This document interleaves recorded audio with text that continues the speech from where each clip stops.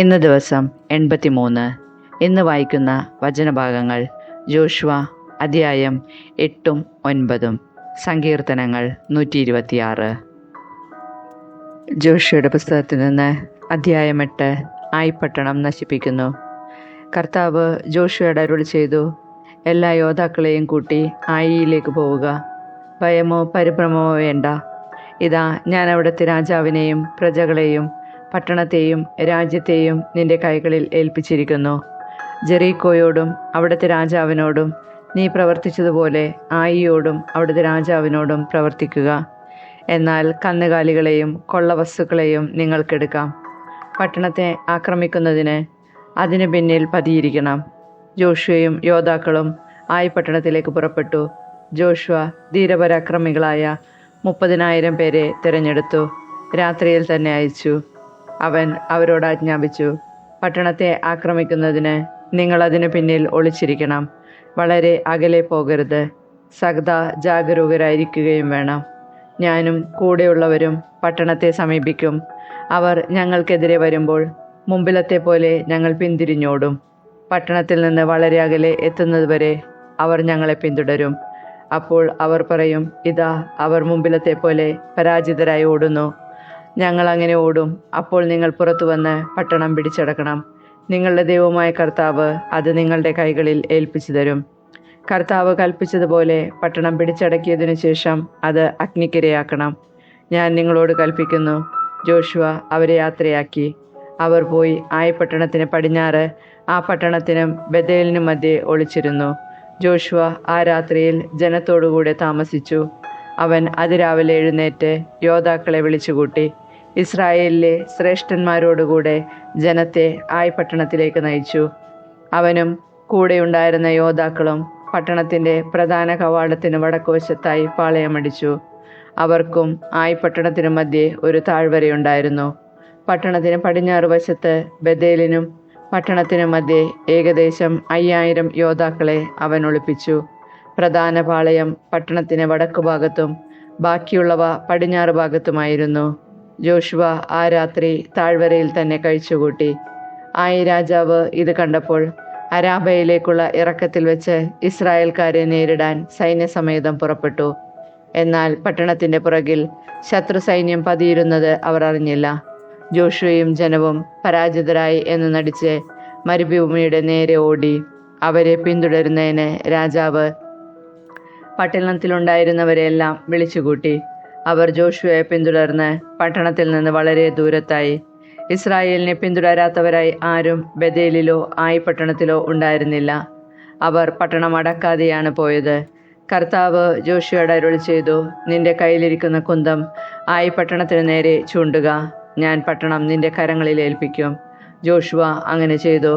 അവൻ കൈ ഉയർത്തിയയുടനെ ഒളിച്ചിരുന്നവർ എഴുന്നേറ്റ് പട്ടണത്തിലേക്ക് പാഞ്ഞു ചെന്ന് അത് കൈവശപ്പെടുത്തി. തിടുക്കത്തിൽ പട്ടണത്തിന് തീവച്ചു. ആയി നിവാസികൾ തിരിഞ്ഞു നോക്കിയപ്പോൾ പട്ടണത്തിൽ നിന്ന് പുക ആകാശത്തേക്ക് ഉയരുന്നത് കണ്ടു. അവർക്ക് അങ്ങോട്ടോ ഇങ്ങോട്ടോ ഓടുന്നതിന് സാധിച്ചില്ല. കാരണം മരുഭൂമിയിലേക്ക് ഓടിയവർ ഓടിച്ചവരുടെ നേരെ തിരിഞ്ഞു. പതിയിരുന്നവർ പട്ടണം പിടിച്ചടക്കിയെന്നും അതിൽ നിന്ന് പുക പൊങ്ങുന്നെന്നും കണ്ടപ്പോൾ ജോഷുവയും ഇസ്രായേൽ ജനവും തിരിഞ്ഞ് ആയി നിവാസികളെ വധിച്ചു. പട്ടണത്തിൽ കടന്ന ഇസ്രായേലരും ശത്രുക്കൾക്കെതിരെ പുറത്തു വന്നു. ആയി നിവാസികൾ ഇസ്രായേൽക്കാരുടെ മധ്യത്തിൽ കുടുങ്ങി. അവരെ ഇസ്രായേലിയർ സംഹരിച്ചു. ആരും രക്ഷപ്പെട്ടില്ല. എന്നാൽ രാജാവിനെ ജീവനോടെ പിടിച്ച് അവർ ജോഷുവയുടെ അടുക്കൽ കൊണ്ടുവന്നു. ഇസ്രായേൽ തങ്ങളെ പിന്തുടർന്ന ആയി പട്ടണക്കാരെയെല്ലാം വിജനദേശത്ത് വെച്ച് സംഹരിച്ചു. അവസാനത്തെ ആൾ വരെ വാളിനിരയായി. പിന്നീട് ഇസ്രായേലിയർ ആയി പട്ടണത്തിലേക്ക് മടങ്ങിച്ചെന്ന് അവശേഷിച്ചവരെയും വാളിനിരയാക്കി.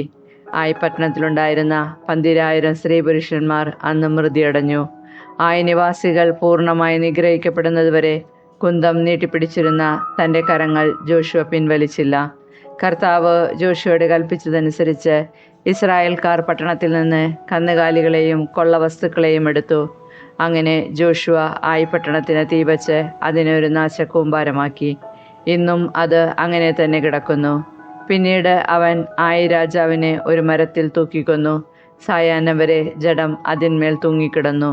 സൂര്യാസ്തമയമായപ്പോൾ ശരീരം മരത്തിൽ നിന്നിറക്കി നഗരകവാടത്തിൽ വയ്ക്കാൻ ജോഷുവ കൽപ്പിച്ചു.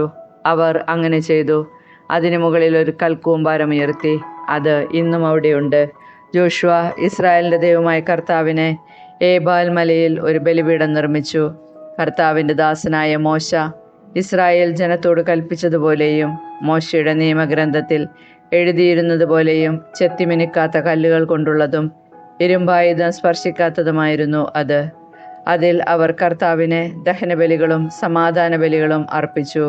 മോശ എഴുതിയ നിയമത്തിൻ്റെ ഒരു പകർപ്പ് ഇസ്രായേൽ ജനത്തിൻ്റെ സാന്നിധ്യത്തിൽ ജോഷുവ അവിടെ കല്ലിൽ കൊത്തിവെച്ചു. അവിടെ ഇസ്രായേൽ ജനം തങ്ങളുടെ ശ്രേഷ്ഠന്മാർ, സ്ഥാനികൾ, ന്യായാധിപന്മാർ എന്നിവരോടും തങ്ങളുടെ ഇടയിലുള്ള വിദേശികളോടും സ്വദേശികളോടും കൂടെ കർത്താവിൻ്റെ വാഗ്ദാന പേടകം വഹിച്ചിരുന്ന ലേവ്യ പുരോഹിതന്മാർക്കെതിരെ ഇരുവശങ്ങളിലുമായി നിന്നു. അവരിൽ പകുതി ഗെരിസിം മലയുടെ മുൻപിലും പകുതി ഏബാൽ മലയുടെ മുൻപിലും നിലകൊണ്ടു. കർത്താവിൻ്റെ ദാസനായ മോശ കൽപ്പിച്ചിരുന്നതുപോലെ അനുഗ്രഹം സ്വീകരിക്കാനായിരുന്നു ഇത്. അതിനുശേഷം അവൻ നിയമഗ്രന്ഥത്തിലെ വാക്കുകളെല്ലാം അനുഗ്രഹവചസ്സുകളും ശാപവാക്കുകളും വായിച്ചു.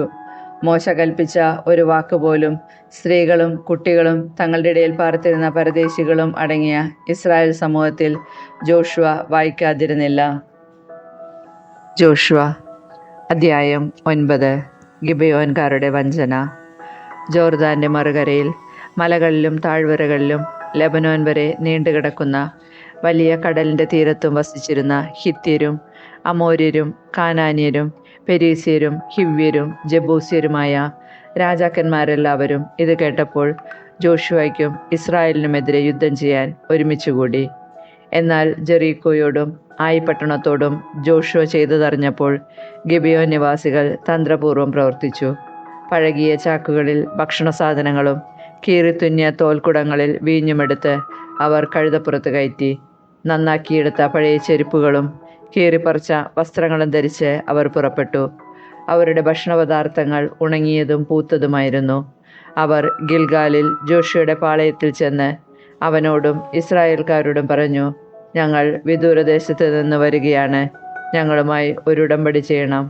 അപ്പോൾ ഇസ്രായേൽ ജനം ഹിവ്യരോട് പറഞ്ഞു, നിങ്ങൾ ഞങ്ങളുടെ സമീപത്തുള്ളവരാണെങ്കിലോ നിങ്ങളുമായി ഞങ്ങൾക്ക് ഉടമ്പടി ചെയ്യാനാവില്ല, ഞങ്ങൾ അങ്ങയുടെ ദാസന്മാരാണെന്ന് അവർ ജോഷുവയോട് പറഞ്ഞു.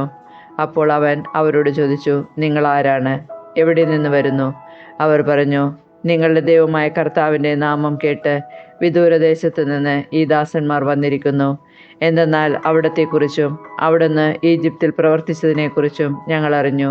ജോർദാൻ്റെ മറുകരയിലുള്ള അമോര്യ രാജാക്കന്മാരായ ഹെഷ്ബോനിലെ സീഹോനോടും അഷ്താറോത്തിൽ താമസിക്കുന്ന ബാഷാൻ രാജാവായ ഓഗിനോടും പ്രവർത്തിച്ചതും ഞങ്ങൾ കേട്ടിട്ടുണ്ട്.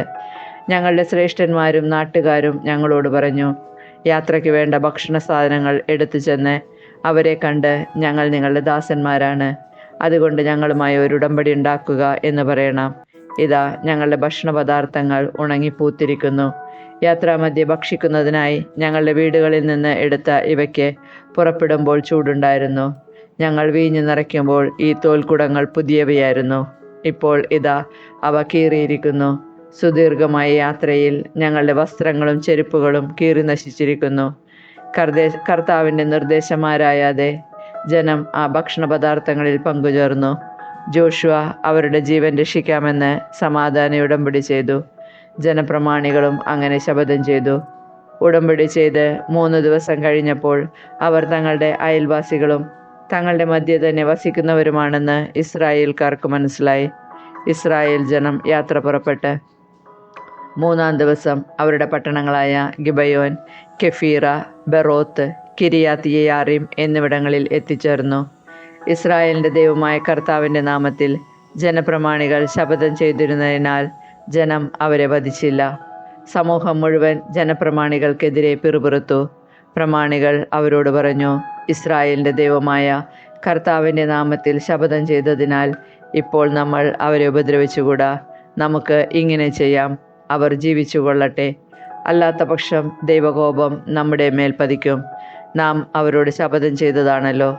അവർ ഇസ്രായേൽ ജനത്തിനു വേണ്ടി വിറക് വെട്ടിയും വെള്ളം കോരിയും ജീവിച്ചു കൊള്ളട്ടെ എന്ന് പ്രമാണികൾ നിർദ്ദേശിച്ചു. സമൂഹം അത് അംഗീകരിച്ചു. ജോഷുവ അവരെ വിളിച്ചു ചോദിച്ചു, അടുത്തു തന്നെ വസിക്കെ വളരെ ദൂരത്താണെന്ന് പറഞ്ഞ് നിങ്ങൾ ഞങ്ങളെ വഞ്ചിച്ചതെന്തിന്? അതിനാൽ നിങ്ങൾ ശപിക്കപ്പെട്ടവരാകട്ടെ. നിങ്ങൾ എന്നും എൻ്റെ ദൈവത്തിൻ്റെ ഭവനത്തിൽ വെള്ളം കോരുകയും വിറക് വെട്ടുകയും ചെയ്യുന്ന അടിമകളായിരിക്കും.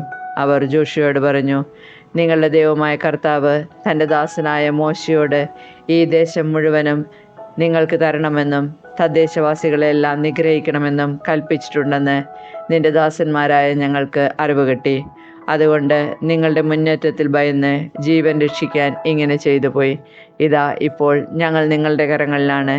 ന്യായവും യുക്തവുമെന്ന് തോന്നുന്നത് ഞങ്ങളോട് ചെയ്യുക. അപ്രകാരം തന്നെ അവൻ അവരോട് പ്രവർത്തിച്ചു. അവരെ ഇസ്രായേൽ ജനങ്ങളുടെ കരങ്ങളിൽ നിന്ന് മോചിപ്പിച്ചു. അവരെ വധിച്ചില്ല.